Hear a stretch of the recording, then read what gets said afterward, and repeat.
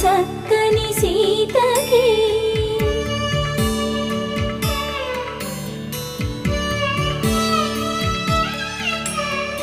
ఎర్ర జాబిలి చేయి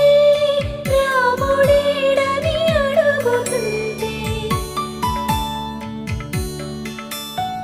చూడలేదని పెదవి చెప్పే చెప్పలేమని కనులు చెప్పే నల్ల పూస